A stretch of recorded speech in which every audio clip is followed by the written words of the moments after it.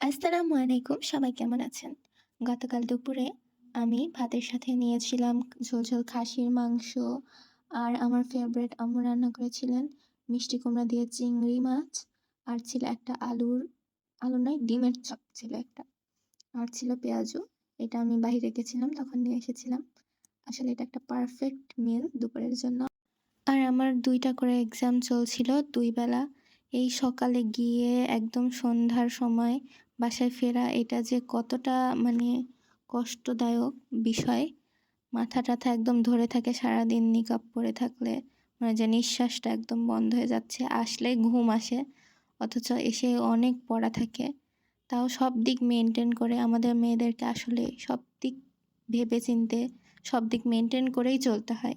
এজন্যই তো আমরা মেয়ে মানুষ। আমাদেরকে অনেক ধৈর্য ধরতে হয়।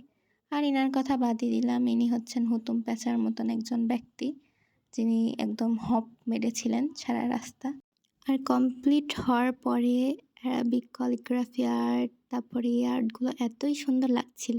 আর আমি রাজশাহীর একটা ফুড কার্ট থেকে এই সিঙ্গারা, চপ আর পেঁয়াজুগুলো নিয়ে এসেছিলাম। একটু নরম হয়ে গেছিলো, অনেক রাস্তা আসতে হয়েছিল তো সেজন্যে। কিন্তু আমার তাও ভালো লাগে এগুলো খেতে।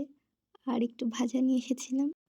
আম্মু এগুলো দেখলে অনেক বকা দেন, তবুও আমি চুপচুপ করে এগুলো নিয়ে এসে দরজা লাগিয়ে খাই সবসময় ঘরের। আর প্লেট নিয়ে বসে পড়েছিলাম।